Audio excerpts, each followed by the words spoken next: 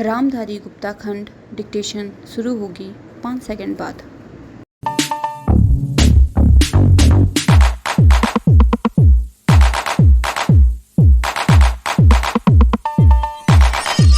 Start. सभापति महोदय, आज हमारे देश में जो ऊपर से लेकर नीचे तक शिक्षा दी जा रही है, उसमें व्यवस्था ही एक कारण है, जिसकी वजह से शिक्षा का स्तर गिरता जा रहा है।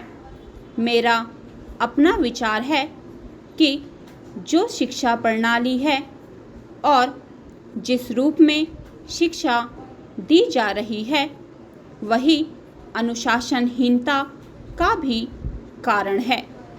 अपने देश और प्रदेश में हर एक की अपनी अपनी भाषा है और वह बालक जो इस देश में पैदा हुआ है, जो अपनी मातृभाषा की गोद में पला है, उसको यदि अपनी मातृभाषा में ही शिक्षा दी जाए तो मेरा विचार है कि शिक्षा का स्तर ठीक हो सकता है।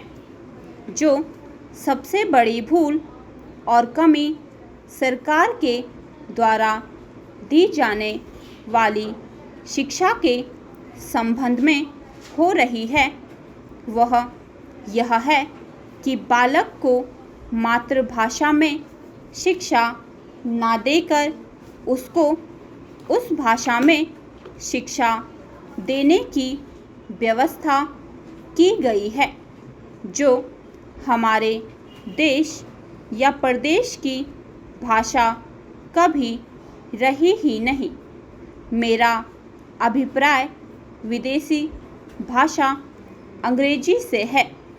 मैं यह मानकर चलता हूँ कि जब से यह भाषा इस देश में आई है, चाहे वह किसी कारण से आई हो, इसे आप भी और इस माननीय सदन के सदस्य भी जानते हैं कि उससे बुरे परिणाम ही निकले हैं। कोई भलाई नहीं हुई है।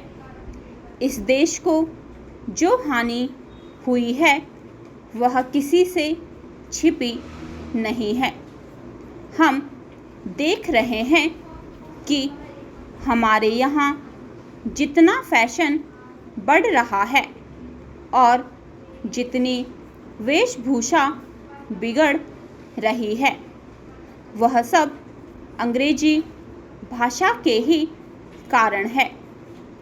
जिस समय यहाँ पर अंग्रेजों का राज्य था, प्राय यह देखने को मिलता था कि वे लोग जो विशेषकर के किसी न किसी तरह से सरकारी पक्ष के ही होते थे, अंग्रेजों से मिलने के लिए जाते समय अंग्रेजी वेशभूषा का ही प्रयोग करते थे। परंतु यह इस प्रदेश और इस देश का दुर्भाग्य है कि अंग्रेजों का राज्य समाप्त हो जाने के बाद भी लोग उनकी वेशभूषा को पहनते चले जा रहे हैं। इससे जो प्रभाव हमारे देश के फैशन पर पड़ा, उससे लाभ के बजाय हानि ही हुई है और हो भी रही है।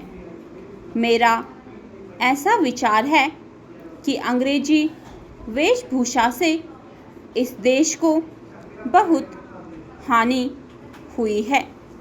भारत की गौरवपूर्ण सभ्यता और संस्कृति के संरक्षण पर पर्याप्त ध्यान देने की आवश्यकता है।